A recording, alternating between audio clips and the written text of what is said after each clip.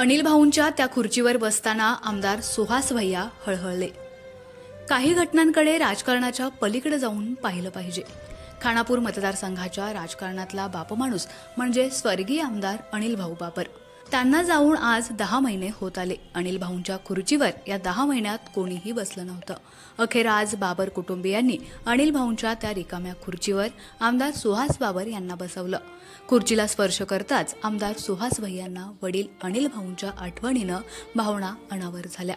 या भावूक क्षणाचा साक्षीदार होणारे सारेच जण हेलावले आणि नेहमीच गजबजलेले अनिल भाऊंचे कार्यालय निशब्द झाले। बाप आहे तोवर मिठी मारून घ्या, कारण आठवण आभास देते, स्पर्श नाही, असे जेव्हा म्हटले जाते तेव्हा बाप नसलेल्यांना बापाची किंमत कळते। आणि आपला बाप तो लाखांचा पोशिंदा असला तर अस्वस्थता होणारच। स्वर्गीय आमदार अनिल भाऊ बाबर हे एक राजकारणातले अद्भुत व्यक्तिमत्व होते। ते अचानक गेले आणि त्यांच्या हजारो अनुयायींच्यावर दुःखाचा डोंगर कोसळला। अनिल भाऊंच्या निवासस्थानी कधीही जा, त्यांची खुर्ची रिकामी असायची। त्या खुर्चीवर कोणी बसत नसे, साहजिकच त्यांचा भास, आठवण प्रत्येकाला यायची। त्यांच्या पश्चात मुलगा सुहास यांच्याकडे अनिल भाऊंचा तोच फोन, त्याच नंबरची गाडी, तोच चालक आणि तोच स्वीय सहाय्यक कायम होता। पण आज अखेर अनिल भाऊंच्या खुर्चीवर बसून कारभार करायचे, ती खुर्ची मात्र रिकामीच ठेवली गेली होती। त्यांचा मुलगा सुहास आमदार झाला।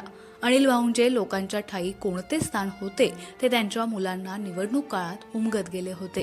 अखेर आज त्यांच्या रिकाम्या खुर्चीवर अनिल भाऊंचे थोरले बंधू दिलीप बापू बाबर यांनी आमदार सुहास भैयांना बसवलं।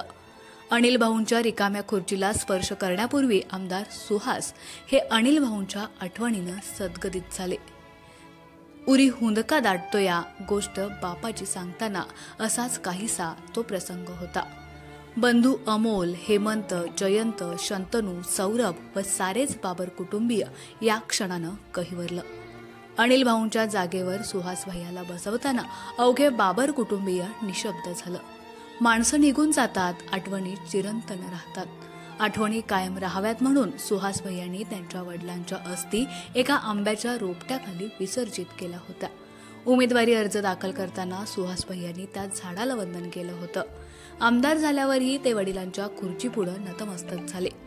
एक आमदार बाबर गेले, त्यांच्या जागी दुसरे आमदार बाबर आले। कर्तृत्वाने देखील ते तसेच वडिलांसारखे व्हावेत, एकाच या जन्मी जणू फिरुनी नवी जन्मे नमी, जणू अशा सदिच्छाच नव्या आमदारांना उपस्थितांनी दिल्या। आणि नवनिर्वाचित आमदार सुहास बाबर यांचे कार्यालय पुन्हा सज्ज झाले मतदारसंघातील लोकांसाठी।